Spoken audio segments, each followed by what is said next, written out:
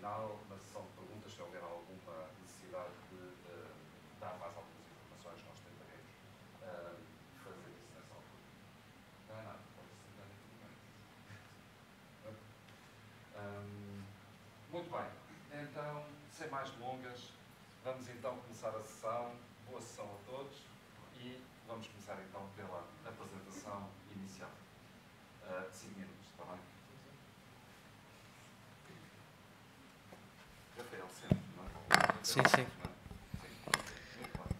Clube de Ciência Viva, agrupamento de escolas de Santa Maria da Feira. Boa tarde, chamo-me Rafael Santos, venho da Escola Secundária de Santa Maria da Feira e queria-vos apresentar o projeto que eu e o meu colega David estamos a desenvolver no âmbito do Clube de Ciência Viva. Este projeto chama-se Modelo Computacional de um Gás Monoatómico, uma aproximação à distribuição de Maxwell-Boltzmann. No final do século XIX, James Maxwell publicou o livro On the Dynamical Theory of Gases. Posteriormente, Boltzmann generalizou as ideias de Maxwell, criando assim a distribuição de Maxwell-Boltzmann. Não é necessário. Iniciamos o nosso projeto com a criação de um modelo computacional que simula partículas de um gás ideal.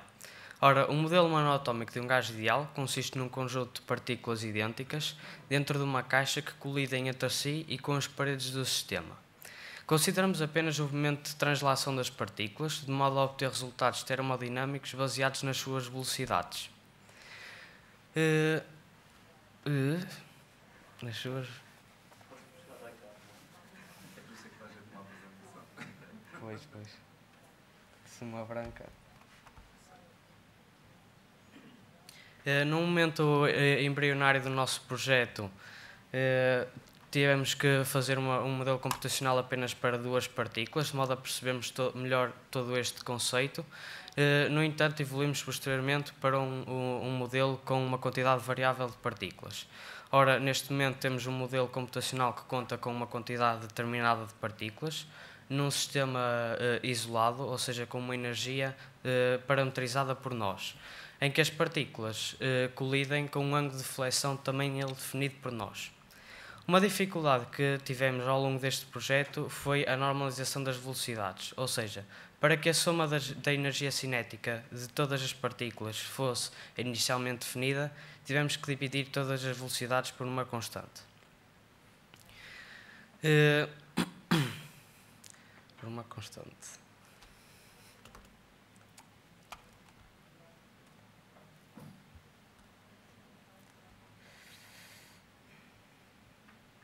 Peço desculpa.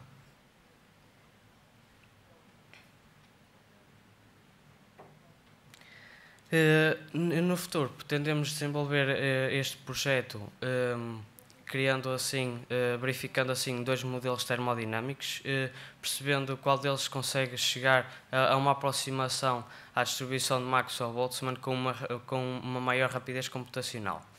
Empiricamente este pode parecer muito simples, no entanto, achamos boa ideia aplicá-lo ao modelo computacional que criamos. Como a ciência se faz em equipas multidisciplinares, contamos com um físico, um matemático e uma engenheira informática que nos ajudam ao longo de todo este processo. Então, para finalizar, queria deixar um pequeno desafio que nos desafiem a nós para que este projeto consiga chegar mais longe e que assim se abram horizontes a 2 alunos de secundário que tanto o meu colega nem eu queremos parar por agora. Muito obrigado.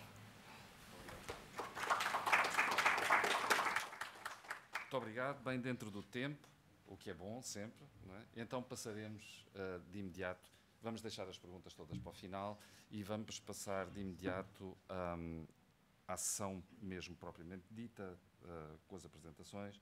Deixem-me só aqui ver. Muito bem. Então, a primeira apresentação é por Eurico Pedrosa, do Instituto de Engenharia Eletrónica e Informática de Aveiro, e vai falar sobre uma abordagem geral para a calibração olho-mão através da otimização de transformações atómicas.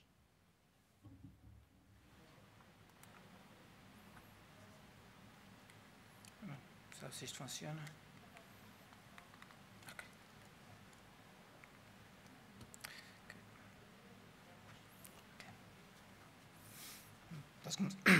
Can I start? Yeah, sure. Okay. So, good afternoon, everyone. My name is... Já agora só uma coisa, acho que segundo as normas eu tenho que perguntar Okay. se estão de acordo que a apresentação seja em inglês. Está toda esta agora. Okay.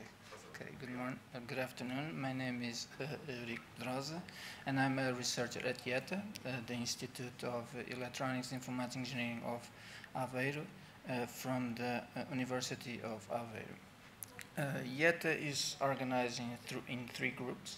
We have our information and system processing, you have the informatics and group, and you have the robotics group. Our conjoint mission is to develop intelligent systems for human assistance.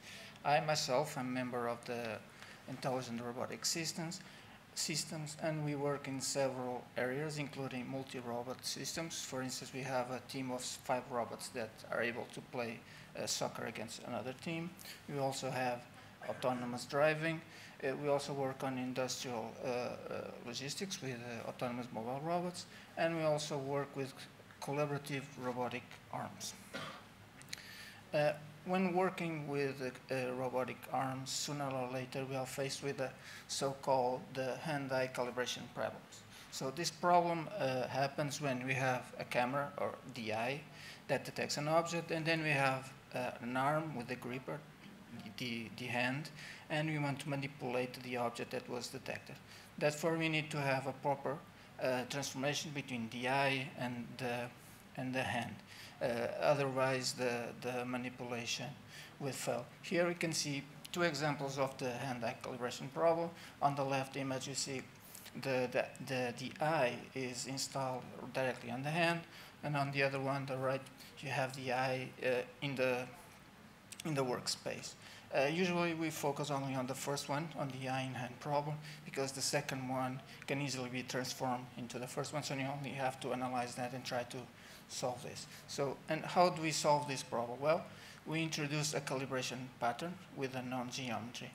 With this introduction, now we have two known transformation paths. For instance, we can go from the hand to the eye, then go to the pattern. Or we can go from the hand to the base of the arm and then to the pattern. So this should be, and both of them should end at the same location. That's why the problem is then stated as AX, ZB, 2 transformation paths that should be the same, right? The A and B transformations are known variables. The A is the arm state, and the B will be the detection of the pattern by the eye. Then we have the Z, the X and the Z variables, which are the ones that are unknown, and those are the ones that you have to find. Well, an early solution was presented by Tsai and Lance in '88, and believe it or not, is one of the solutions that's still used. So a lot of software, when try to solve this problem, it is available. Okay, but nowadays this is not enough because it only supports a single sensor. And for instance, nowadays you can have a situation where you have the hand in eye and you have the eye to base at the same time. And this early solution that a lot of nowadays that also based on that does not support that.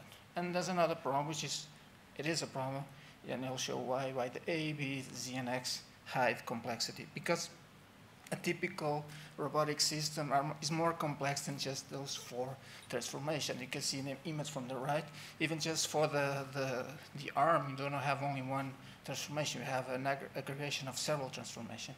And this is what we call the atomic transformation, because they are not divisible by others, okay? We have the full relations between the system.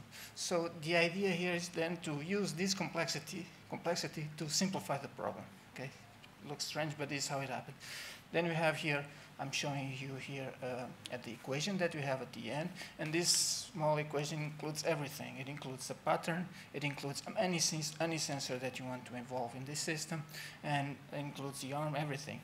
So this way you can accept any number of sensors, and you can even solve the previous use cases where you have the eye in the hand and the eye in the world at the same time. And we do this in the one single calibration. In the previous method, you have to calibrate for one sensor, then calibrate for the other. You don't have a global solution. But this one you can do in one shot. So in terms of results, I can show trying to show here in the image on the top, we have an image with an overlay of the 3D model of the robot, and it is not calibrated, so the model is not completely on top of the arm. And the image below, with a proper calibration, you may even have difficulty to discern between what is the 3D model and what is the arm detected in the picture. On the right, I have a plot of a metric that was used to evaluate our solution, and it is the reprojection error. Ideally, this error should be 0, obviously, or very close to 0. And what we show here is that our solution can have some errors very close to 0, below 1 pixel, even when you go from one camera to the other one. To finish, all of this solution was developed on top of ROS, for those that know what ROS is, and it is also open source, and you can use our solution if you want by following the link below. Okay, thank you.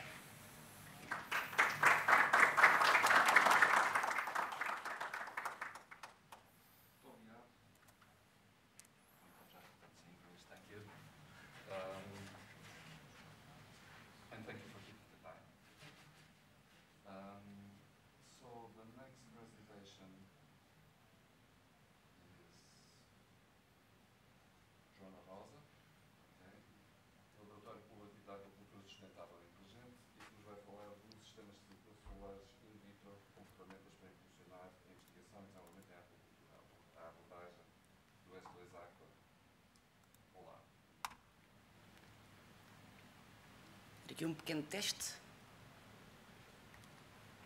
Pois, trabalhamos com as setinhas. Então, muito boa tarde a todos. Antes de mais, agradecer pela oportunidade de apresentar o S2 Aqua e o trabalho que temos vindo a desenvolver, ou pelo menos uma das linhas de investigação que temos vindo a desenvolver. Para começar, então, quem somos nós?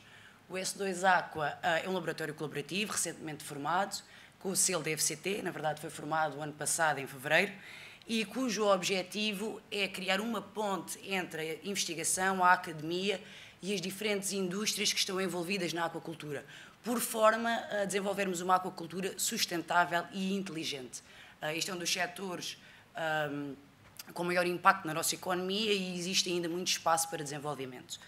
Esta associação, este laboratório colaborativo, tem como parceiros 6 membros institucionais, uma associação de produtores e 9 companhias privadas dentro da área da produção de peixes, bivalves, algas e nutrição também. Temos várias áreas de foco, divididas por working packages, sendo que uma delas é o on-site training. Isto significa que nós queremos capacitar os colaboradores destas empresas e dar-lhes formação. Queremos também, e temos vindo a desenvolver também parcerias por forma a termos os alunos a ir fazer estágios às indústrias. Depois temos a parte da otimização da produção, em que o objetivo é efetivamente, por exemplo, selecionar breeders, selecionar os reprodutores para termos uma maior produção, termos também produção de outros tipos de produtos, como microalgas e algas, que ainda não estão em produção. Temos também um working package dedicado à parte do bem-estar e da saúde dos animais, em que utilizamos ferramentas moleculares efetivamente para fazer detecção de bactérias e parasitas que possam afetar a produção. Temos uma problemática que é as alterações climáticas e também estamos a endereçar esta problemática através de sistemas de monitorização para mitigar eventualmente problemas futuros, e temos o desenvolvimento de novos produtos, tecnologia e marketing. Relativamente ao Working Package 4, que é aquilo que eu vos vou falar, nós temos vindo a utilizar linhas celulares para avançar a investigação em aquacultura. E porquê linhas celulares? Então, efetivamente, linhas celulares já vêm sido usadas em mamíferos para investigação e também em peixe, elas são um complemento aos sistemas in vivo. E são efetivamente uma alternativa para reduzir a experimentação animal, respondendo à política dos 3 R's. Tem havido um aumento no interesse das linhas celulares de origem em peixes, e a primeira linha que foi desenvolvida foi em 1962, quando já se trabalhava largamente com células de mamífero. A partir daí tem havido um aumento substancial no desenvolvimento de linhas celulares, e isto deve-se praticamente ou maioritariamente à necessidade de trabalharmos mais com peixe e de usarmos peixes como modelos biológicos em biomedicina também. Relativamente às espécies mais representadas em termos de linhas solares que têm sido desenvolvidas, são espécies de água salgada e 52%, a diferença não é muita, mas efetivamente é este o cenário que temos. E são quase sempre espécies que são importantes para a pesca, para a aquacultura e um pouco menos para a aquariologia e biomedicina. No entanto, ainda existe um longo caminho a percorrer. Existem poucas linhas solares quando comparadas, por exemplo, com os primatas e com os roedores. Há mais do que anfíbios e répteis, mas efetivamente são muito poucas quando comparadas com os dos mamíferos. As técnicas e os reagentes utilizados foram desenvolvidos para os mamíferos e aproveitados para células de peixe, mas ainda existe aqui efetivamente algum trabalho a ser desenvolvido. E uma das grandes problemáticas para o uso destas células é que somente, ou menos de 5% estão disponíveis em bancos celossauros e ATDCC, que são efetivamente onde são depositadas estas linhas celulares. E é necessário fazer algum trabalho para que possamos comercializar e utilizar estas linhas. Existem várias aplicações e no campo da aquacultura temos várias, por exemplo, o controlo de surtos de doença, em que conseguimos fazer, por exemplo, a detecção, isolamento e propagação de vírus e desenvolvimento de vacinas. Temos a monitorização das águas e dos efluentes que são utilizados para perceber se existem toxinas e, efetivamente, inclusivamente, produtos farmacêuticos que possam afetar o desenvolvimento dos peixes. Tudo o que tem a ver com a biotecnologia, por exemplo, para a produção de rações, são utilizados óleos e estes óleos podem muito bem provir das linhas solares desenvolvidas. Temos também toda a parte da investigação dos pathways e mecanismos de doença que podem ser investigados em células para termos uma visão geral e sim depois passar para a utilização dos modelos in vivo. Temos uma vertente muito promissora que é a aquacultura celular. Portanto, isto ainda está no início, mas o objetivo é que efetivamente estas células possam ser utilizadas para produzir um músculo do peixe, para que nós nos possamos, um dia mais tarde, vir a alimentar destas células produzidas em bioreatores. Isto ainda é um longo caminho até lá, mas lá chegaremos. Precisamos de alimentar uma população crescente. E também na conservação de espécies, em que conseguimos, por exemplo, perceber tudo em termos de genoma e criar bancos para genoma destas espécies que necessitam de ser conservadas. Qual é então a abordagem do S2 Aqua? Nós queremos criar um repositório de linhas celulares que são importantes para a indústria portuguesa em termos de aquacultura, portanto, criar um biobanco, estabelecer novas linhas celulares derivadas de espécies que são importantes e que não existem ainda, entre elas, por exemplo, os bivalves, que não existem qualquer linhas celulares para estas espécies. Queremos também desenvolver organoides intestinais para estudos nutricionais. E agora aqui um overview, já para finalizar, daquilo que temos vindo a fazer. Então, efetivamente, já começámos a desenvolver novas linhas solares, de corvina, por exemplo, uma espécie preeminente na aquacultura portuguesa. Temos feito o screening de compostos que podem ser benéficos para várias funções, nomeadamente o desenvolvimento do esqueleto, que é uma das problemáticas associadas à produção massiva em aquacultura. Efeito, por exemplo, dos parasitas na viabilidade solar e, portanto, qual poderá ser o impacto no peixe, e também ensaios de toxicidade em que tentamos perceber qual é efetivamente a resposta aos tóxicos que estão presentes nas águas. Portanto, um overview geral daquilo que nós temos estado a fazer dentro desta linha de investigação. Despeço-me. Qualquer questão, estou disponível. Obrigado. E mais uma vez, obrigado. Está mais ou menos dentro do tempo. Chegar exatamente ao final dentro do tempo. Muito bem.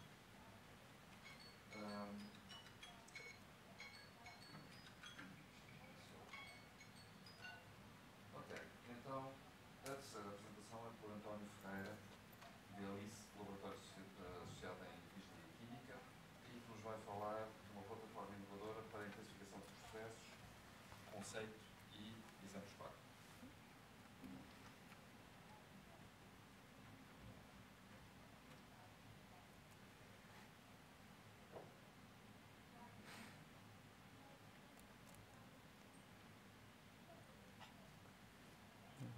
F5. Okay.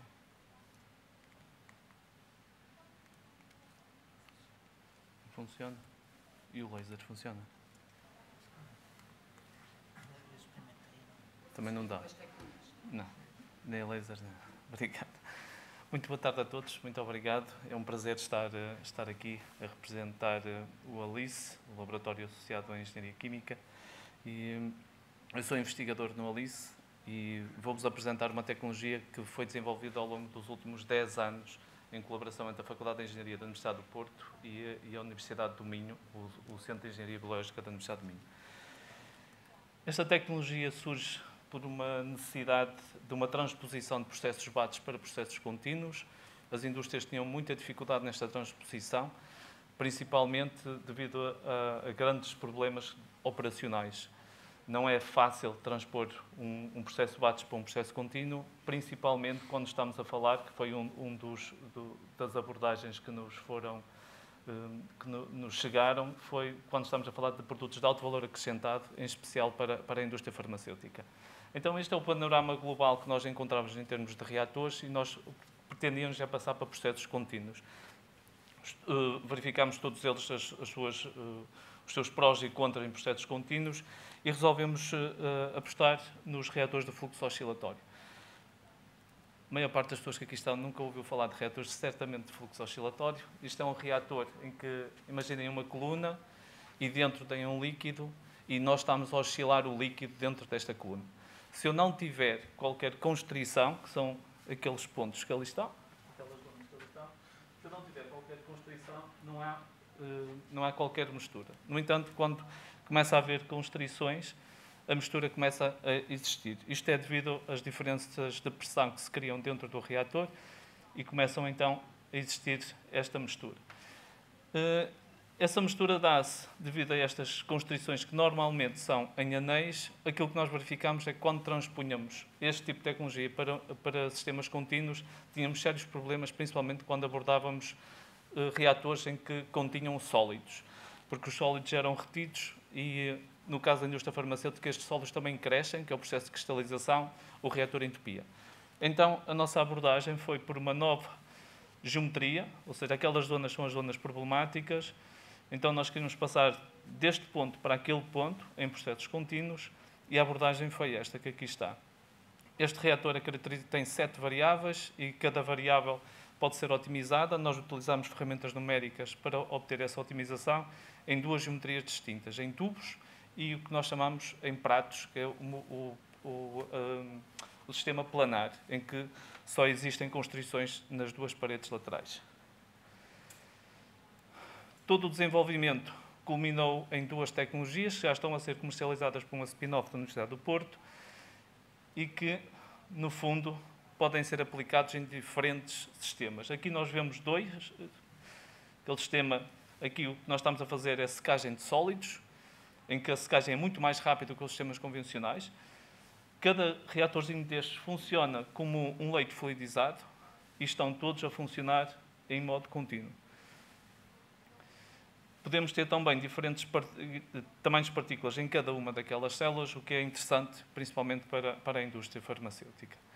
Também temos o sistema gás-líquido, que é o que vos apresento ali do lado direito, em que vocês veem o efeito da oscilação.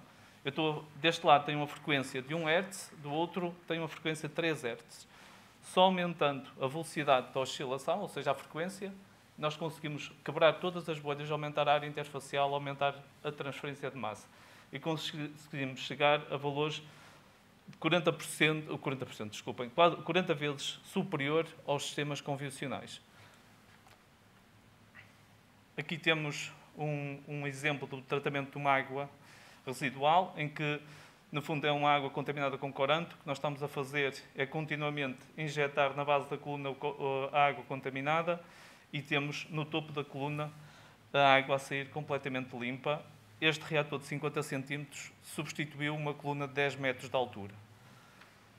Daquele lado temos o crescimento de microalgas, em que a velocidade de crescimento é 3 vezes superior ao normal e que também nos permite controlar um processo, que é o processo de floculação, sem adição de floculantes. Nós conseguimos otimizar a frequência e a amplitude, no fundo, para aumentar a floculação e diminuir o processo de filtração. Aqui é o culminar dos desenvolvimentos que nós fizemos, foi a cristalização em contínuo de um princípio ativo. Foi a primeira vez que a empresa Ovion produziu em contínuo este princípio ativo. Então nós conseguimos obter o princípio ativo pronto no processo final da cristalização em apenas 7 minutos. O processo normal demora 10 horas. E nós, ao fim de 7 minutos, estávamos a recolher o produto final. Conseguimos também reduzir o espaço que ocupa este processo de cristalização de uma sala de 15 metros quadrados apenas para 1 metro quadrado. Também conseguimos controlar o tamanho da partícula, que é algo muito importante na indústria farmacêutica. O processo normal tem uma distribuição bastante alargada. Neste caso, nós conseguimos estreitar a distribuição e definir o tamanho que a empresa pretendia. Também estamos a atuar na extração líquido-líquido, que no fundo para extrair proteínas, e depois utilizamos a cristalização em contínuo para cristalizar em contínuo proteínas. Outra abordagem, mais na área clínica, tem a ver com um simulador do Colon, em que nós utilizamos esta tecnologia de fluxo oscilatório para simular os movimentos peristálticos e também as constrições para simular o nosso Colon, e temos ali 3 linhas que correspondem à parte ascendente, transversal e descendente do Colon, e conseguimos saber o que é que em cada camada o que é que está a acontecer, e se, por exemplo, um fármaco, em que fase é que é absorvido, como é que é absorvido. Este é um projeto que estamos a desenvolver com a Universidade de Minho. E nada disto era possível sem financiamento, ao qual agradeço todo o financiamento obtido até agora nesta área, e espero que tenha muito mais, porque a potencialidade deste reator é enorme, e espero que aqui dentro consiga também arranjar colaborações. Muito obrigado a todos.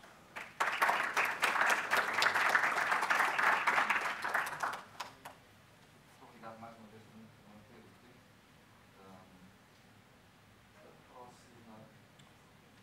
A próxima apresentação é de Paula Viana, do Inestec, e que nos vai falar sobre a criação automática de vídeos usando técnicas de inteligência artificial.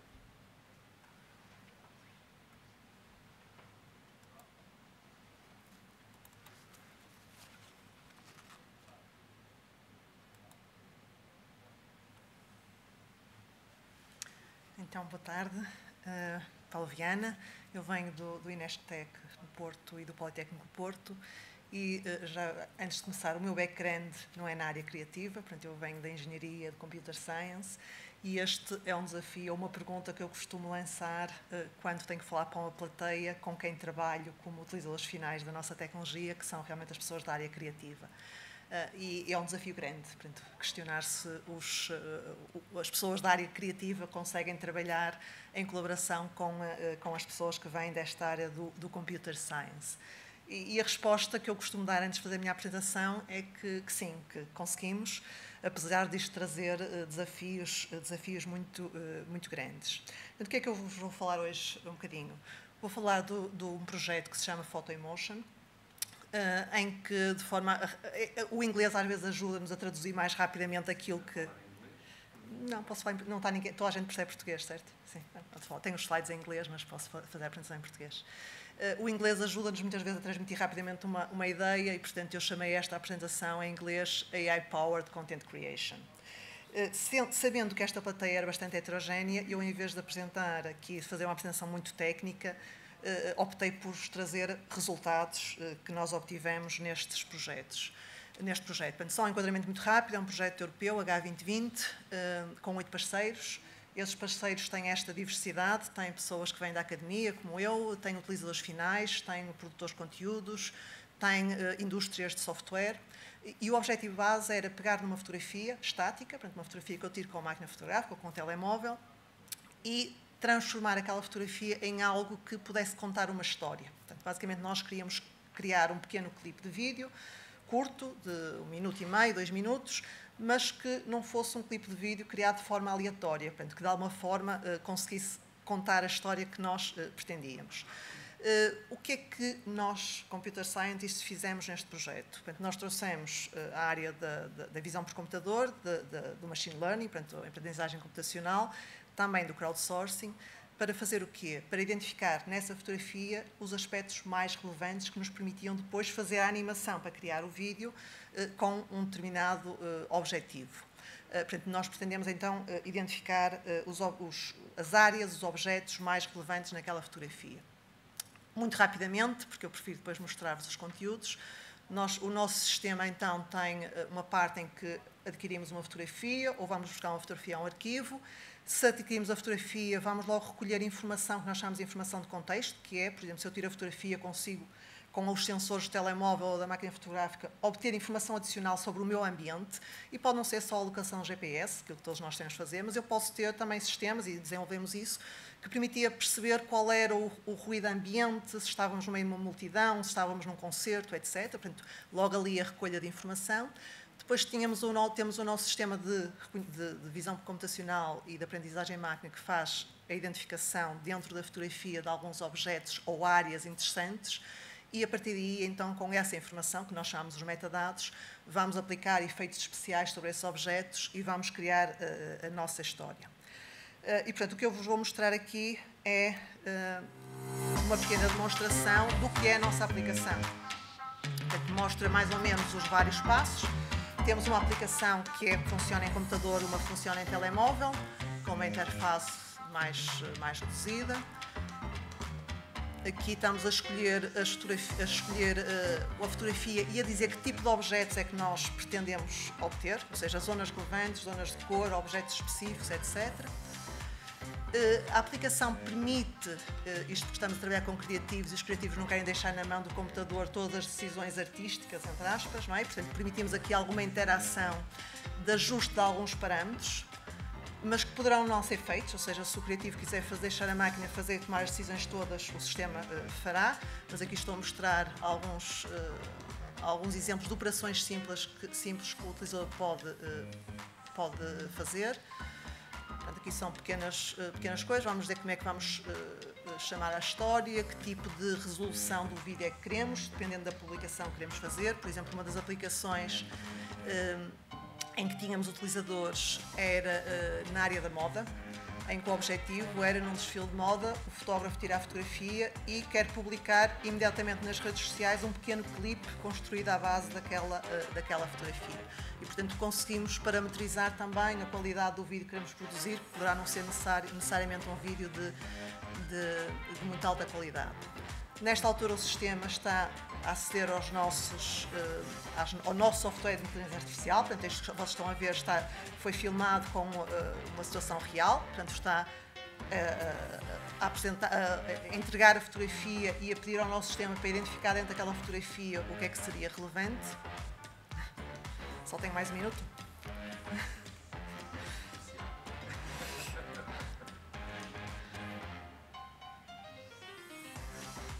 Portanto, e finalmente temos aqui um preview pequenino do vídeo criado de forma automática, sem intervenção, em que aqui o que o criativo queria era dar destaque àqueles logotipos, são logotipos de um festival de cinema no qual nós tínhamos um parceiro. Portanto, faz o preview e a seguir sim vai gravar a aplicação, vai gravar o vídeo na qualidade numa qualidade superior. Só quase para terminar, portanto, este trabalho que nós desenvolvemos no âmbito deste projeto europeu teve 3 nomeações ou distinções no âmbito desta iniciativa da Comissão Europeia, Innovation Radar, que distingue investigação relevante com impacto, e, portanto, foi especificamente o trabalho do INESC, que era um parceiro importante nesta parte da inteligência artificial e na parte de computer vision, que foi distinguido, não foi o projeto como um todo, mas foi a nossa contribuição. Só mesmo para terminar, de mostrar-vos só um vídeo em que vem, portanto, isto foi todo feito de forma, peço para não ligarem à qualidade da imagem, porque não foi esse o objetivo. Foi a fotografia que foi injetada, sem qualquer tipo de parametrização, ou seja, aquela utilização que os criativos podiam fazer, nós aqui não intervimos, e apenas dissemos que queríamos dar relevo a acessórios. E, portanto, se vocês estão a ver, a construção do vídeo está a focar naqueles objetos que o nosso sistema identificou, que são as gravatas, os colares, etc., e a fazer a animação a partir daí. Já ultrapassei o tempo. Obrigada.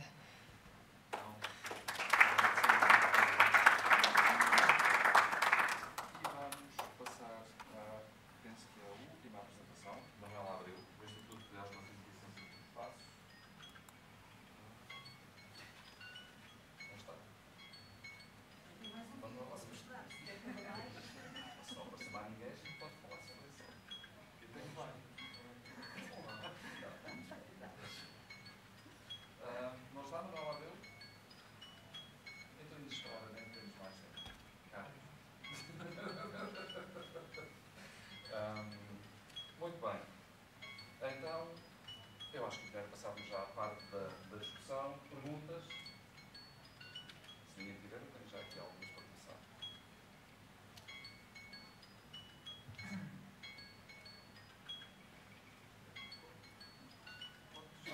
Sim, peço desculpa, não estava a reparar no que era.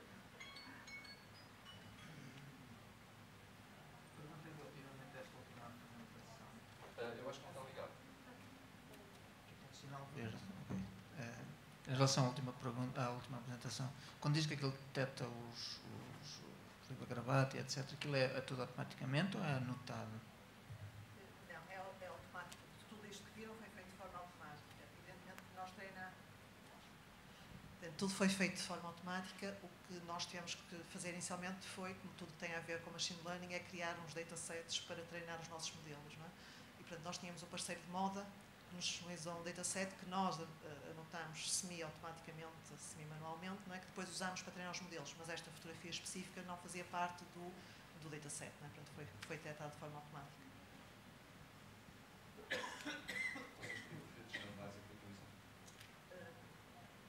Usamos modelos, usamos modelos já existentes pré-treinados com imagens, por exemplo, o ResNet, o Inception, portanto, são esses modelos que usamos, e depois fizemos algum tipo de treino adicional, portanto, para fazer, no fundo, transfer learning para a nossa aplicação específica, não é? Mas partimos de modelos pré-treinados para reduzir o dataset que nós precisávamos para arrancar o projeto. Não é? Mais perguntas?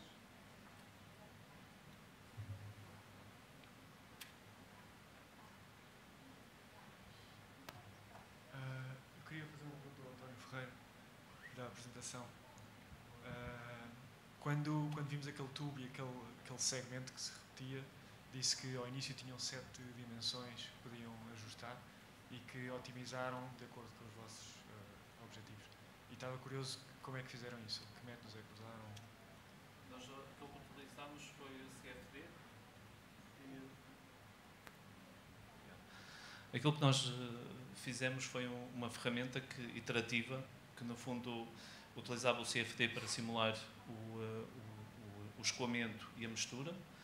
Depois obtínhamos um determinado resultado, um tempo de mistura num conjunto que nós definimos, eram cerca de 4 reatores.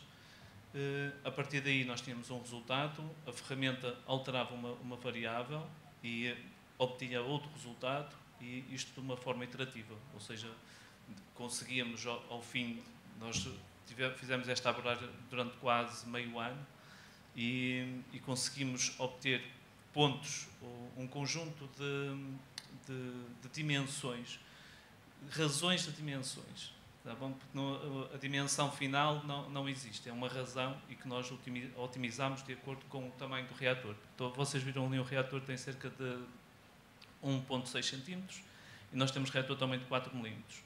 E temos outro que é um pouco maior.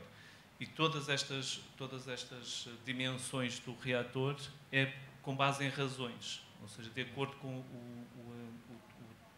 o diâmetro do tubo ou a largura do canal, existe uma ferramenta por trás que nos diz quais são as razões que nós deveremos usar para obter a melhor mistura no reator. É claro que isso foi a ferramenta de América que nos disse. Nós pegamos em cerca de quatro geometrias diferentes, produzimos os reatores e tivemos de o testar, a ver se batia certo com a ferramenta e se, na verdade, chegava àquilo que nós pretendíamos, que o grande objetivo era transpor para processo contínuo. Estes reatores tanto funcionam em batches como em contínuo. O que nós pretendíamos era contínuo e, essencialmente, queríamos que os sólidos saíssem num determinado tempo, ou seja, no caso da cristalização de princípios ativos, em que há formação de sólidos, nós precisávamos que eles não ficassem retidos no reator. E então tivemos que fazer vários testes a tentar perceber quais eram as melhores geometrias. Mas a parte numérica ajudou-nos na otimização dos primeiros reatores.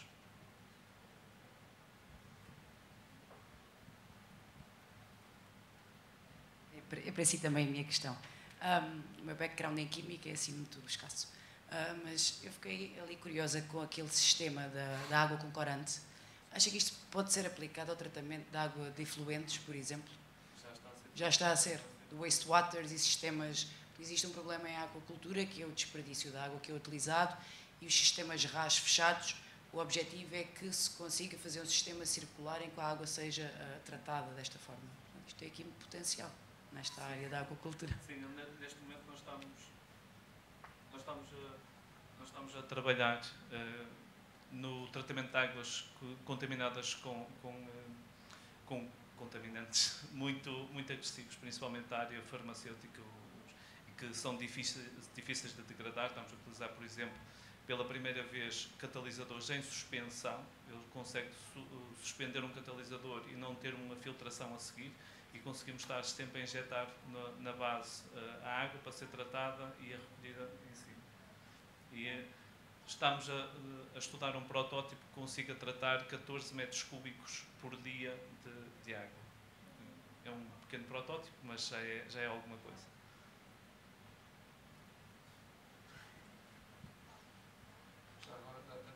Posso só fazer uma pergunta rápida? Uma coisa que fiquei um bocadinho curioso quando vi a sua apresentação foi o financiamento. O financiamento é de quase, se não na totalidade, financiamento da FCT. Ora, uma coisa que tem um potencial económico deste, eu esperaria que houvesse outros financiamentos para além desse. É tal... Ninguém acredita até ver.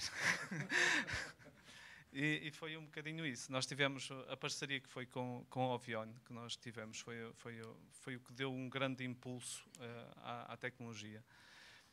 Ter financiamento próprio, ou seja, todo o desenvolvimento que se efetuou e que nós gastámos muito dentro da empresa, de financiamento da empresa, para conseguir otimizar o processo deles. E nessa otimização do processo, também nós aprendemos e também nós otimizamos ainda mais as potencialidades do reator. E esse foi o único financiamento que nós tivemos privado, foi da parte da Ovion. Os outros financiamentos, na verdade, é a FCT, o Norte, 2020, fundos europeus também. É claro que nós, neste momento, estamos a tentar obter financiamentos.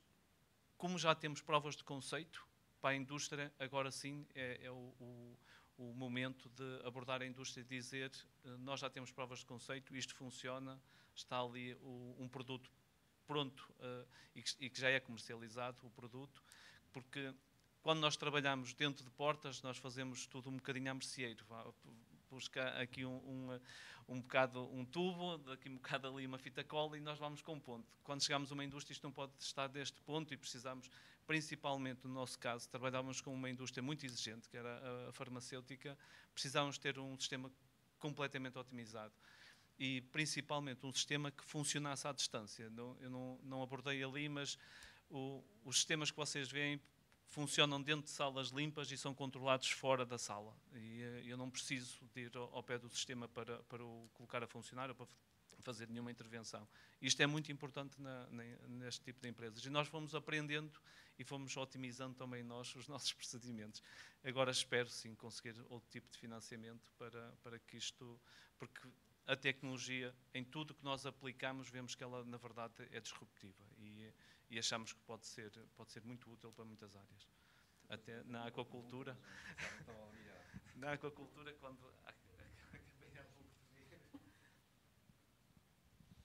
A pergunta é também para o António. Né? Apresentou ali valores do tipo de 10 horas, de uma redução de 10 horas para 7 minutos na obtenção de um produto final. Imagino. Isso é quase 100 vezes mais rápido do que... É um bocado incrível. A questão é, o produto final é na mesma quantidade? Ou qual é o trade-off? É mesmo, tipo, podemos dizer, pode ser substituído?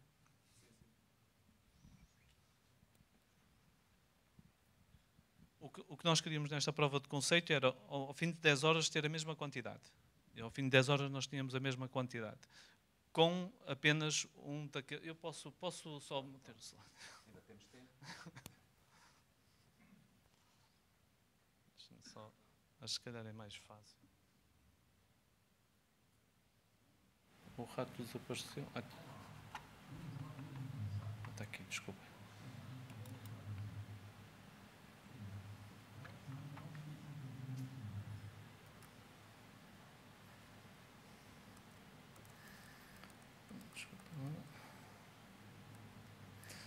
Pronto. Eu até posso ir mesmo à parte final, que é a parte da... Pronto, aqui. Nós, no caso da... Eu acho que este funciona? Funciona. No caso da Ovion, aquilo que nós tínhamos na parte... No projeto, quando terminou, eram 2 destes pratozinhos. Ou seja, eram apenas 2 unidades destas, que aqui vocês veem. Elas têm cerca de 60 cm de comprimento. E bastavam 2 unidades destas para nós produzirmos o produto final ao fim de 7 minutos. No entanto, eu precisava de cerca de 10 horas para obter a mesma quantidade da empresa. Mas o objetivo era a empresa ter flexibilidade, porque a empresa, ao fim de 10 horas, tem o produto, mas não com estas características. Ao fim de 10 horas, tem uma distribuição de tamanhos muito mais alargada. E a empresa quer uma distribuição de tamanhos muito mais estreita. O que quer dizer é que depois vai fazer filtração, vai fazer secagem, vai moer para obter este produto.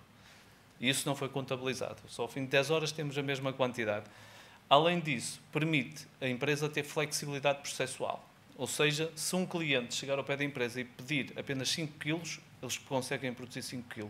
E hoje têm de produzir 200 kg. Porque o processo está definido para apenas aquela quantidade. Aqui tem flexibilidade em termos de processo.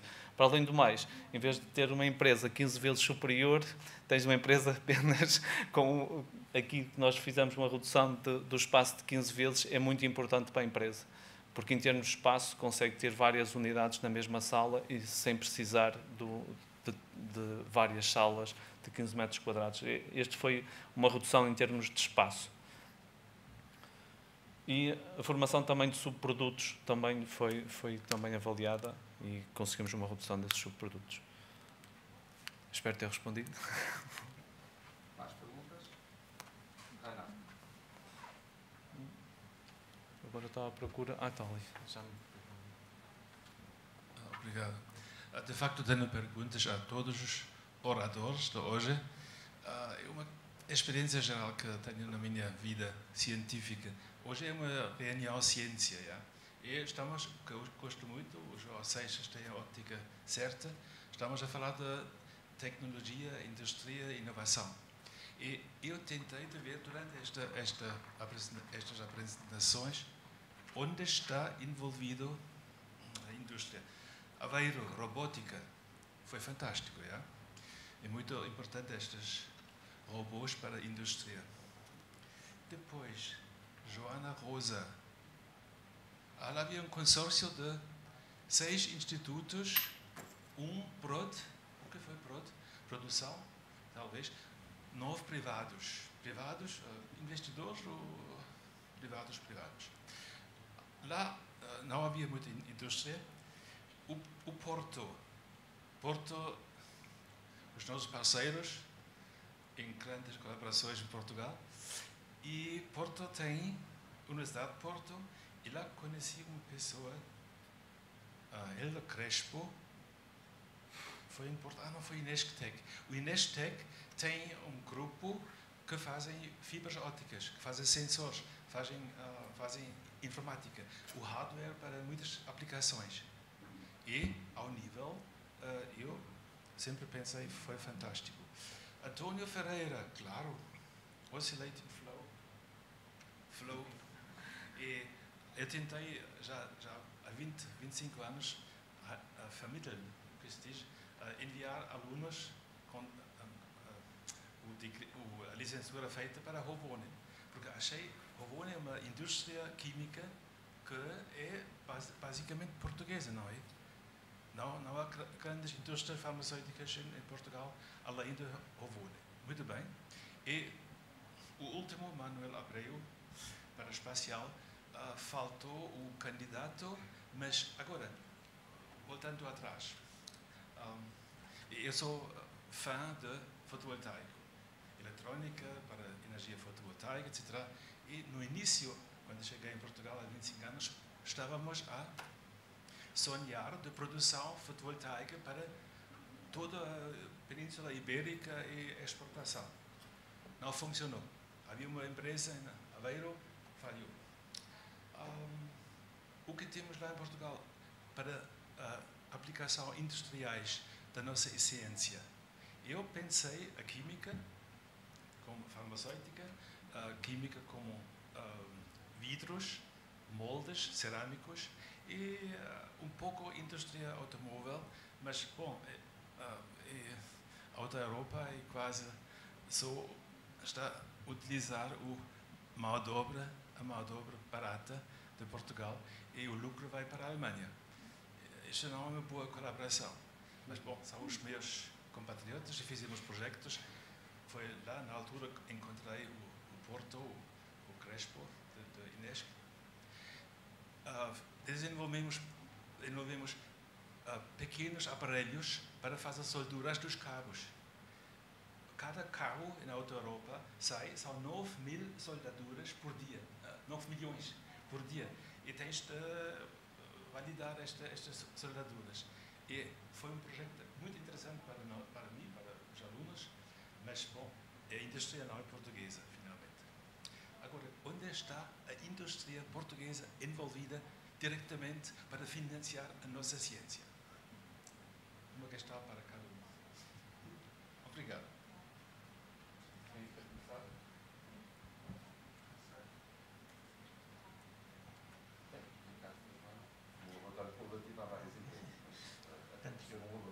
Penso que também foi um bocadinho falha da minha parte na apresentação, porque o projeto que eu apresentei, em parte, estava envolvido num projeto com a indústria portuguesa. E naquele caso era com a indústria da cortiça, obviamente, em que o objetivo é tentar automatizar a furação da cortiça. Foi só uma... Depois também na altura também apresentei um projeto, antes de nós também trabalhamos com robôs móveis e com braços robóticos, mas aí por acaso até foi com a indústria italiana, não com a indústria portuguesa, né? Mas sim, este projeto também está inserido na indústria portuguesa. Antes de passar à Joana, posso fazer uma pergunta à Joana? Eu sei que os oradores não devem, que os coordenadores não devem fazer muitas perguntas, mas o vosso caso é um caso particularmente interessante. Vocês são um laboratório público, portanto têm uma forte participação da indústria portuguesa. No entanto, há uma coisa que para mim foi curiosa, que é, vocês dizem que fazem on-site formation. O que é o on-site formation? Ou seja, são cursos específicos, são transferência de tecnologia com seminários pontuais, como é que isso é feito? E a segunda coisa também, já agora, a segunda pergunta também neste sentido, é uma outra que eu gostaria de só aqui. É uma coisa muito importante, é que vocês, como laboratório colaborativo, deviam ter um papel importante no desenvolvimento de políticas públicas na vossa área. E, portanto, qual é que é o vosso papel? Qual é que é, digamos, que influência podem vocês ter no desenvolvimento de políticas públicas na área? Ok. Então, começando pela primeira pergunta, relativamente ao papel do on-site training. O objetivo aqui é nós, 6 dos membros são instituições ou laboratórios, portanto, centros de investigação, e o objetivo é trazer os colaboradores das empresas e fazerem treino especializado. O IPMA é um dos nossos parceiros, é um laboratório português, portanto, e o objetivo é trazer estes colaboradores e fazer formação direta. Portanto, quais são as grandes problemáticas, desde a desinfecção dos tanques, tudo isto nós temos o know-how e podemos efetivamente dar este know-how às empresas. Portanto, existe aqui uma resposta às necessidades efetivas das empresas e é exatamente por isto que o laboratório colaborativo funciona. É fazermos investigação dedicada aos problemas das empresas. A investigação básica é muito importante, efetivamente, mas o objetivo aqui é dar resposta. Depois também dentro das próprias universidades é criar mestrados específicos em aquacultura e em produção da aquacultura em Portugal. Portanto, direcionado para as espécies que são efetivamente de maior consumo em Portugal e que nos trazem maior profit, portanto, mais valias económicas. Só uma pergunta, uma vez que nós agora estamos na fase de discussão, uma das coisas que eu queria perguntar era precisamente aí, é que, de facto, os nossos alunos estão a desaparecer por razões puramente demográficas, não é?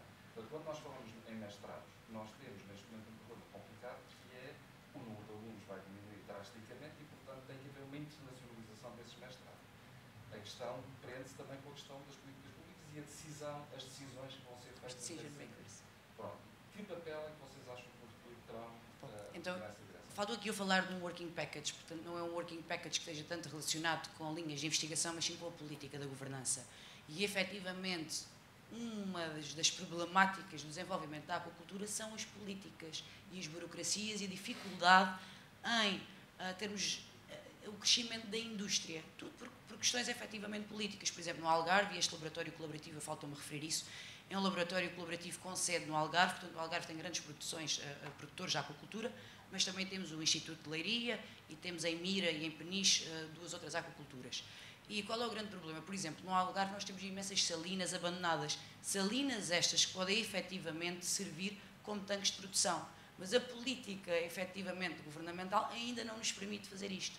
As produções offshore, temos grandes empresas interessadas na produção offshore, mas existe toda, portanto temos o turismo, portanto os offshore não podem ser junto da costa, o que é mais dispendioso, portanto tem que haver aqui um balanço entre efetivamente o turismo e se calhar estarmos numa praia e vermos lá fora as redes de produção não é efetivamente uma mais-valia para o turismo, mas pôr isto na balança e perceber efetivamente que não podemos só viver de uma coisa nem de outra. Portanto, eu acho que existe aqui muita política ainda a ser feita relativamente à aquacultura. E nós estamos efetivamente, tanto que um dos nossos parceiros é a Câmara Municipal de Olhão. Um destes 6 membros é a Câmara Municipal de Olhão e o objetivo é estender isto para outros municípios também, para efetivamente fazermos o nosso papel na mudança das políticas e o facilitar a implementação de novas indústrias. Relativamente aqui à indústria e portanto, se a indústria nos vai financiar a nossa investigação, isto aqui é um bocadinho uma simbiose, na verdade, entre nós e a indústria. Portanto, o objetivo não é que efetivamente a indústria nos financie, é a procura de projetos em que exista uma necessidade da indústria, nós tenhamos o conhecimento e, portanto, incluir a indústria na ciência. Não é, o objetivo final não é que eles, nós somos um laboratório colaborativo sem fins, portanto, sem profit, e o objetivo aqui é que se desenvolve efetivamente investigação para a indústria. Depois, efetivamente, temos serviços, implementação de serviços que poderão ser benéficos para a indústria e aí sim a indústria paga-nos por esses serviços.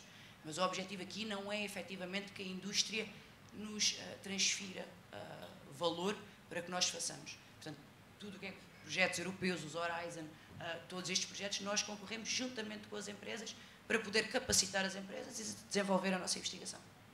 Obrigado. Para complementar a pergunta, um dos problemas que normalmente quer os laboratórios associados, quer os laboratórios colaborativos têm, é a contratação. Até que ponto é que a indústria, a contratação, até que ponto é que a indústria efetivamente está disposta a investir, por exemplo, em contratos.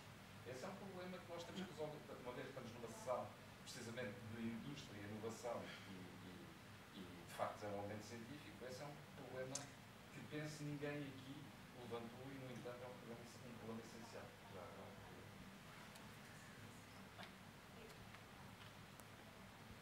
Obrigado. São duas perguntas bastante difíceis. Uma delas estou mais...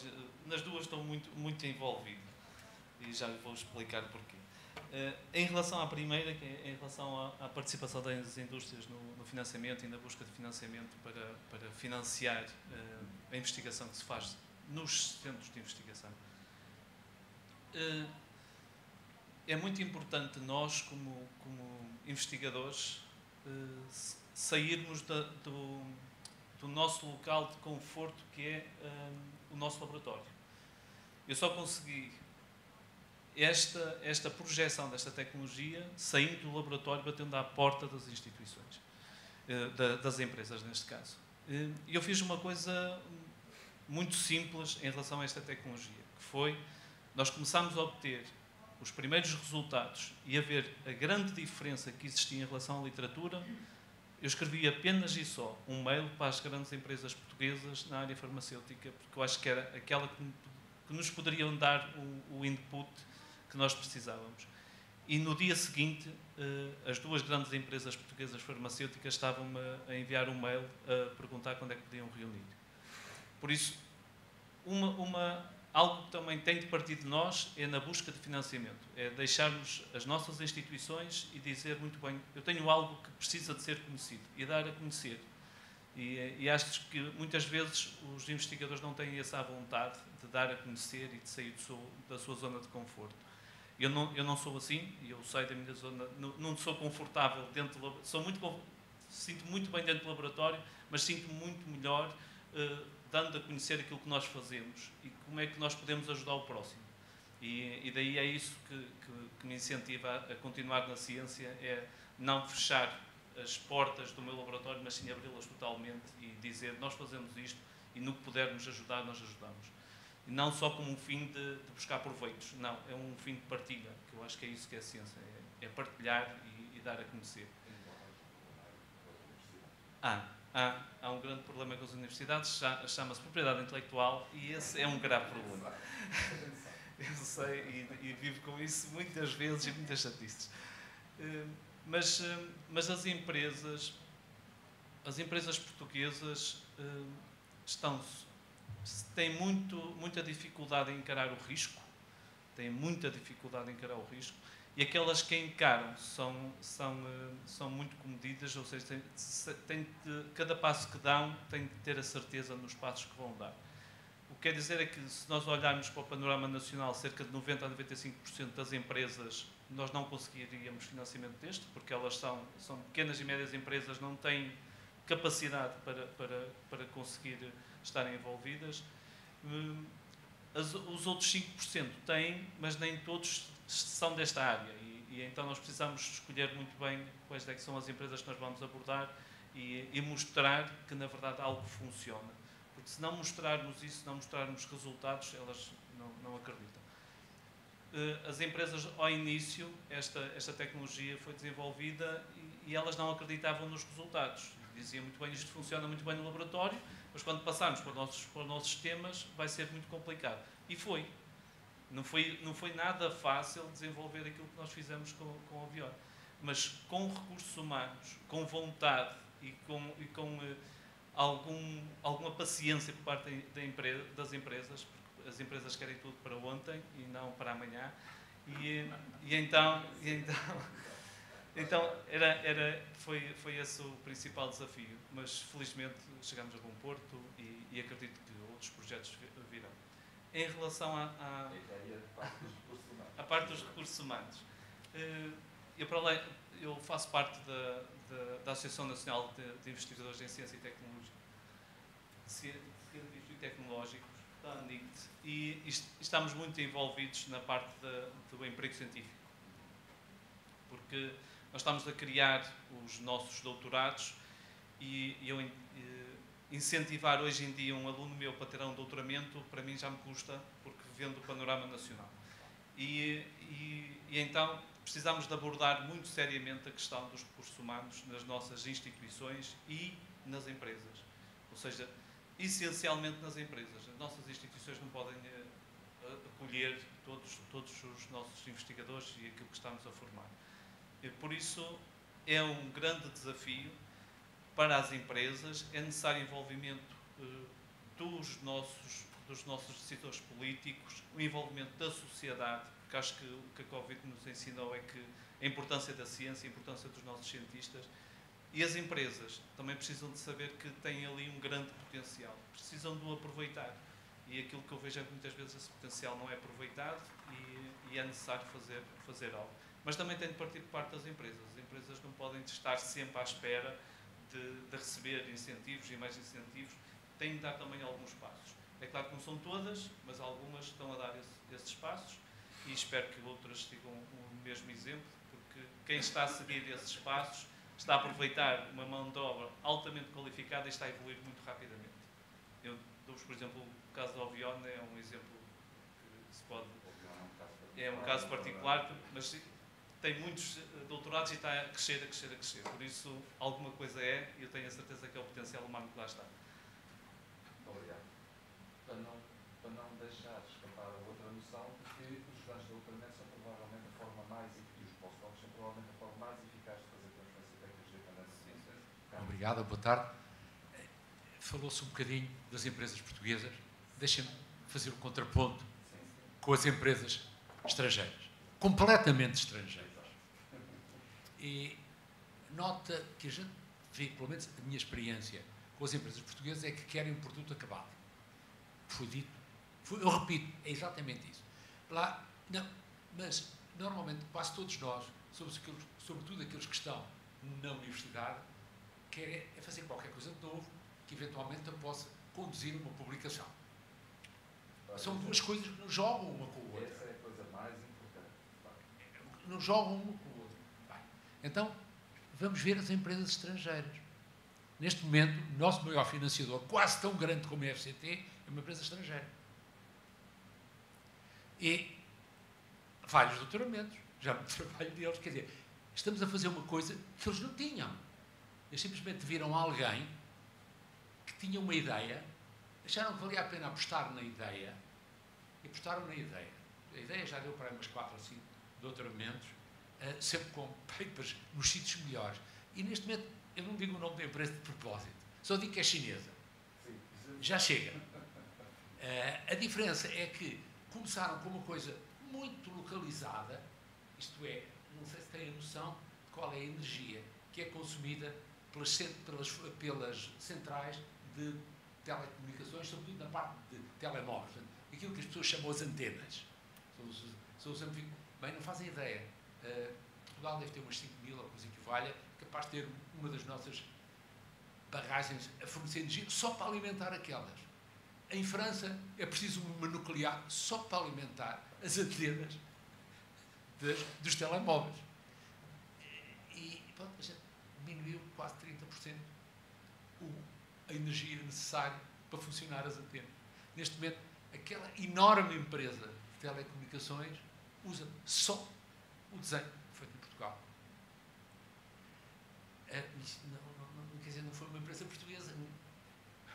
O meu colega disse-me assim, foi o exame mais difícil que eu fiz na minha vida. Eles disseram-me para eu ir à Suécia, eu não disse qual era a empresa, e não digo qual é a empresa, e sentaram-me... Não é sueca, não é? Não é sueca, não é sueca. Eu disse que não era sueca. Sentámos à volta de uma mesa e tivemos uma tarde inteira. Eu, quando acabei, disse-me ele, foi o exame mais difícil que eu fiz na minha vida. E pronto, e deu. Depois dele já foram mais 3 ou 4 contratos diferentes para a mesma empresa. Portanto, eu digo que é relativo. As empresas estrangeiras, pelo menos aquelas com quem temos experiência, estão muito mais viradas para apostar, para arriscar. As empresas portuguesas, infelizmente, há um exemplo grande português cá que não se aplica a este e que eu vou dizer, querem resolver o problema, ainda por cima, se for possível, de borla, porque vocês já têm o ordenado pago.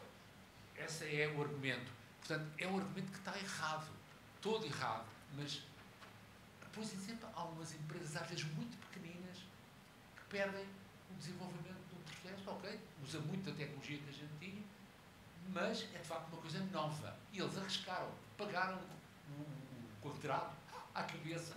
Eu até fiquei admirado, porque o produto, eu não digo qual é o produto, eu disse, o que é que vai fazer isto? Alguém enganou-se, mandaram para mim um contrato que não é. Depois eu vi qual era o sigla, era mesmo. Eu vou-vos dizer, olha, um tampo de maçanita. Acham que é um projeto de investigação em telecomunicações? Se calhar não acham. Eu achei quando disse assim, mas o que é um tampo de maçanita? Bem, eu digo-vos o que é. É apenas um tampo de maçanita armadilhado, como eu costumo dizer, ou seja, instrumentado, era o que eu devia ter dito, para fazer eletrocardiogramas aos utilizadores automáticos. E interpretar o eletrocardiograma nas coisas fundamentais, nas coisas não fundamentais. O médico que faz isso não é o tampo da sanita. Mas vocês estão a ver, eles puseram à frente e a gente entregou-lhes o tampo da sanita ao fim de 6 meses ter distribuído vários tampos de sanitas com disparates. Pronto, isso é para verem. Mas há tão poucas empresas. Como? É uma empresa nacional. Mas essas, há uma ou duas completa que olham para a frente e arriscam, põem o dinheiro na frente mas são pouquinhas. Portanto, eu ia dizer, olhem para as empresas internacionais, porque neste momento elas olham para, sobretudo se tiverem coisas publicadas, elas olham para aquilo que vocês foram capazes de publicar. As empresas nacionais, infelizmente, ainda não. Obviamente, não é exemplo. Não é, eu sei que não é, nós também temos trabalhado para o pior. Não é exemplo. No entanto, isto não vai para um problema interessante. Não sei se há mais perguntas. Reinhard, importas que eu faça só uma pergunta? Há uma coisa interessante no meio disto. Não sei se vocês repararam que nós discutimos aqui duas coisas, que é o lugar da universidade e o lugar da empresa. No entanto, quando os centros de investigação são avaliados, frequentemente os centros de investigação têm que assinar NDAs e isso é um problema depois para a avaliação do próprio centro. Porque depois não pode apresentar publicações, que é um dos papéis essenciais na avaliação, e sequer é uma coisa que a gente por acaso se calhar devia estar a discutir aqui. Está bem? Mas eu lanço só este ponto para a discussão. Reinhard, diz.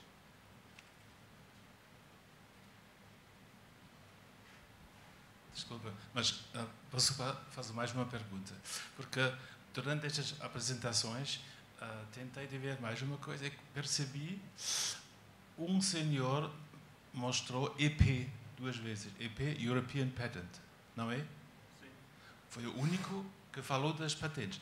A questão é quase ligada aos tópicos que discutimos.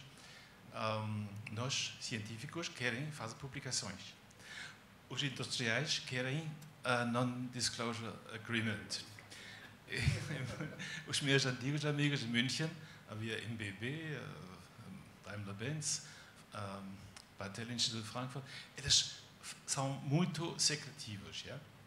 E o patente, o que acham estes oradores hoje? Os patentes ajudam ou vai ser mais uma barreira para fazer a troca entre a ciência e a indústria? Obrigado. Já agora eu posso fazer só mais uma pergunta. Se quiser. Posso fazer só mais uma pergunta? Há uma coisa interessante, por exemplo, na sua apresentação, que é a forma da coluna que utilizou. Isso foi puramente, digamos, experimental, ou houve colaboração entre vários parceiros dentro da própria universidade? Ou seja, por exemplo, aquilo, há pessoas em matemática que estudam precisamente o escoamento naquele tipo de tubos, etc., por aí fora. Portanto, vocês tiveram colaboração com outras áreas da universidade, aquilo foi puramente experimental, como é que isso aconteceu, mesmo para vocês em particular e para os outros oradores? Portanto, até que ponto é que existe um nível colaborativo dentro da própria universidade? E depois, claro, a pergunta do Reinhard. No fundo, nós chegamos foi uma colaboração dentro da própria universidade. Não foi só da Faculdade de Engenharia da Universidade de Porto. Nós temos vários centros de investigação, um mais ligado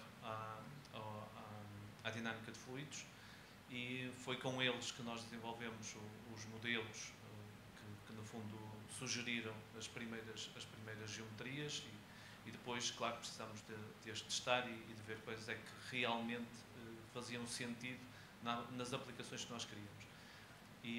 Mas foi uma relação colaborativa dentro da instituição. Essa foi a primeira abordagem, porque que é algo que eu acho que tem de partir inicialmente, que em algumas instituições é difícil, mas tem de partir inicialmente ver o que existe internamente e ver se é possível existir uma colaboração. E, felizmente, dentro do Departamento de Engenharia Química da Faculdade de Engenharia da Universidade do Porto, há muito esta colaboração, que depois veio, no fundo, esta colaboração entre os diferentes centros de investigação do próprio departamento resultaram no laboratório associado, o ALICE, que tem apenas um ano de existência. Mas sim, foi fruto desta colaboração que surgiu os primeiros resultados. A otimização e depois a proteção intelectual que foi necessária foi uma salvaguarda das instituições com base no conhecimento adquirido. É uma barreira, uma barreira, não é fácil, porque a primeira pergunta que nos fazem é: isto está protegido ou não? É logo das primeiras perguntas. Há empresas que principalmente as empresas farmacêuticas, não querem patentes, querem que fique tudo dentro de portas e que o conhecimento se mantenha dentro de portas e que fique reservado dentro de portas.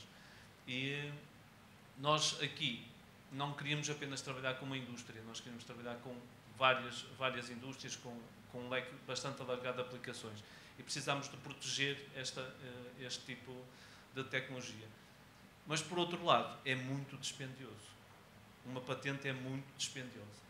E ou começa a haver, ou cria-se uma parceria, ou cria-se uma spin-off, e a spin-off é que vai pagar o manter esta patente, ou os centros, ou nós como investigadores não temos forma, porque começa a ser muito, mas muito dispendioso. Cada patente daquelas custou neste momento 50 mil euros e de repente não há projetos que pagam patentes de 50 mil euros. Para além do problema adicional, eu quero entrar muito na questão, para além do problema adicional, é se nós tivermos um aluno de mestrado a trabalhar nesse assunto, frequentemente aquilo que acontece é que ele não pode publicar aquilo que fez, porque na realidade tem que estar protegido, não é? Quando chega a FCT para pedir uma bolsa de doutoramento, não tem publicações e fica no final da fila. Portanto, esse é um problema adicional que a gente, em algum momento, vai ter que pensar. Quero participar já. E outras pessoas já agora. Relativamente às patentes, é certo, são muito dispendiosas e não são todos os centros que conseguem garantir uma patente, não é? Para além disso, nós investigadores somos avaliados e a manutenção dos nossos contratos vem porque produzimos papers. Portanto, isto aqui... Em revistas, já agora. Em revistas, exatamente. Portanto, isto aqui torna-se difícil, não é? É um ciclo complicado. Relativamente aos mestrados, eu tenho o conhecimento de um caso, por exemplo, de um aluno que fez 2 teses de mestrado, uma para apresentar e a outra para, que serviu depois, que foi patenteado o produto. Portanto, este aluno teve que fazer 2 teses ao mesmo tempo para ter alguma coisa para defender no fim e para... Pronto, o trabalho correu bem, efetivamente. Portanto, efetivamente, isto é um problema. E se calhar nós, investigadores, somos ainda pouco entre business people. E eu acho que temos que ser um bocadinho mais focados nisso. Investigar... A legislação não ajuda. A legislação não ajuda, efetivamente. Mas eu acho que podemos caminhar para lá e é muito giro fazer investigação básica, mas eu também acho que o dinheiro que se aplica na ciência tem que começar a ter retorno. Portanto, nós temos que ter um pensamento um bocadinho mais de aplicabilidade, não digo em todas as áreas, mas em muitas delas, e a aquacultura é um desses casos.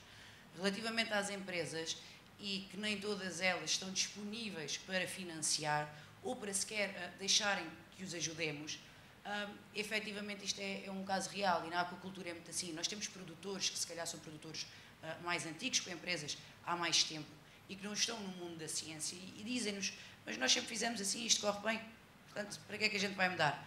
Efetivamente ainda não se separaram o problema, se há um surto de doença, toda aquela produção vai à vida. E há empresas que já fecharam, empresas muito grandes no país. Há uns anos atrás houve uma empresa, a Timar, que fechou e era uma empresa enorme, por um surto. Portanto, existe a necessidade de investir em ciência. Empresas mais recentes, se calhar já são um bocadinho mais disponíveis e mais abertas a esta interação ciência-indústria. Portanto, eu acho que caminhamos para lá, mas ainda é preciso haver aqui um esforço nesse sentido. Obrigado. Carlos. Há um ponto... Obrigado. Há um ponto que eu não sei se a minha experiência é parecida com a dos outros. Eu diria, nós, para localizar o problema, nós temos cerca de 1 dúzia de patentes por ano. Mais ou menos. Uns anos um bocadinho mais, o ano passado foi um bocadinho mais, outros anos um bocadinho menos. Isso é como o vinho, não é? Há uns anos bons e outros anos maus. As patentes é a mesma coisa. O problema todo é o que é que se faz com a patente. Ter a patente é muito divertido, mas não serve para nada. Até agora, houve 2 casos que me lembro, assim, diretamente, que serviu para muito. Uma delas foi para criar uma empresa. Essa empresa, não é por acaso, foi criada no Norte. Há qualquer coisa de geográfico que eu nunca consegui perceber no meu país. Ainda bem que eu nasci nas ilhas, de maneira que estou à vontade. No Norte, e é uma empresa notável, que fez, em conjunto com a Câmara Municipal do Porto, a maior rede veicular do mundo. De tal maneira que assim teve que exportá-la para São Francisco, depois para Singapura e continua. De maneira que essa foi um caso em que 2 patentes serviram por qualquer coisa, mas ele já teve que aumentar o portfólio de patentes que tinha, porque aquelas 2 estavam para começar. Mas é preciso continuar. Há uma outra que faz uma coisa um bocadinho parecida com o que aquela senhora apresentou, por acaso também é do Porto, e que é extremamente interessante. Se calhar vocês já viram, isso já está comercializado pelas grandes empresas que tratam deste assunto. É uma coisa muito simples. É pegar no telemóvel, pedir a uma pessoa qualquer para se sentar, para estar quieto, e andar à volta dele com o telemóvel. Isto leva qualquer coisa com 30 segundos ou 1 minuto, e a seguir ela produz um avatar impressionante de fidelidade. A gente reconhece instantaneamente a pessoa. Agora a gente pode fazer o que quiser ao avatar. Pode pôr o chapéu, tirar o chapéu, pôr outra roupa, fazê-lo falar em qualquer língua. Eu digo-vos que fiz isto a um professor catedrático da Universidade Politécnica de Lausanne. E ele não queria acreditar. Agora deixa-me chamar a atenção uma coisa importante. Caso as pessoas não sabem, eu por acaso sei que tenho ligação especial ao cinema, mas na maior parte dos filmes que vocês veem, quando veem o ator, não é o ator, está bem? Porque o ator, antes de começar o filme, sobretudo os filmes de ação, é completamente cenado e que lá está, não é o ator, é apenas a imagem. Está bem? Quem comprou, em 3 dimensões. Quem comprou isto foi exatamente várias empresas de jogos, as Sonas, etc., para que nas suas aplicações, nos seus jogos mais divertidos, com mais ação, a gente possa pôr o ator principal, ou do mal, o que quiserem, podemos pôr a cara do corpo de uma pessoa que a gente conhece. Ou que é a pessoa que vai jogar. Agora há todas as alternativas. Isso foi também uma patente interessante. Mas, por cada 10 patentes, têm a impressão que 9 são para deitar fora. Não servem para nada e a gente, ao fim de algum tempo, deixas cair porque patentes internacionais, não. De facto. Agora, é estranho se na avaliação das unidades isto entra ou não entra, porque para já digo, eu não conheço nenhum professor que escreva uma patente, a não ser que eu lhe ponha uma pistola na cabeça e diz assim, escreves a patente, senão não sais daqui. Pronto, porque senão não gostam, a maneira de escrever é diferente. Mas já agora só, por curiosidade, sabem qual foi a maior multa paga por infração de uma patente? A patente é do português, com que eu trabalhei há muitos anos. Tem só uma ideia de quanto é que foi a multa que ele recebeu? Não foi totalmente. É a maior da história dos Estados Unidos. 750 milhões. 2 empresas de fabricação de discos de computador usaram a patente dele, que estava devidamente registada, porque a universidade a protegeu, e depois os advogados levaram aquilo a juízo. E as 2 empresas perderam e pagaram 750 milhões de dólares, não estamos a falar de tostões, não é? Porque infringiram uma patente que ele até não... Ele dizia, foi um artigo que eu escrevi, sei lá o que é que fiz aquilo, mais me lembrei do que é que fiz aquilo. Mas a universidade olhou, espera, isto é uma coisa a sério. De maneira que registrou a patente e depois deixou ver. E depois descobriu que tinha usado. Se quiserem saber o nome dele... O que mostra que as universidades americanas em particular têm uma noção muito clara do valor económico. Ora bem. Essa era uma pergunta que nós devíamos também ter feito aqui, que era qual é que era a cadeia de valor de todas estas coisas que nós falamos. Não há tempo para tanto. Mais alguma intervenção? Sim, tem que ser provavelmente uma das últimas. Em relação às patentes, não sei se repararam que as nossas patentes foram só presenteias europeias, porque nós tentámos várias vezes os Estados Unidos, e os Estados Unidos é um país muito, mas muito difícil de criar lá uma patente, a não ser que tenhamos alguém que tenha lá participado na patente. Não participando é muito difícil, e nós fizemos um investimento enorme para proteger estas patentes e não conseguimos, porque nós respondíamos e eles voltavam a fazer a mesma pergunta com aquilo que nós já tínhamos respondido. E cada resposta que nós dávamos eram quase 5 mil euros de resposta. E por isso não é brincadeira. Se calhar é isso. Pronto, é só para vos dar uma ideia. Se alguém quiser nos Estados Unidos, vá com calma e quando começar a receber os relatórios, que perceba muito bem o que está ali por trás. Muito obrigado. Mais perguntas? Não? Então eu agradeço a todos. Estamos a terminar essencialmente em cima da hora. Agradeço a todos. Foi uma excelente sessão e obrigado pelas vossas intervenções, que foram muito úteis. Muito obrigado. Boa tarde.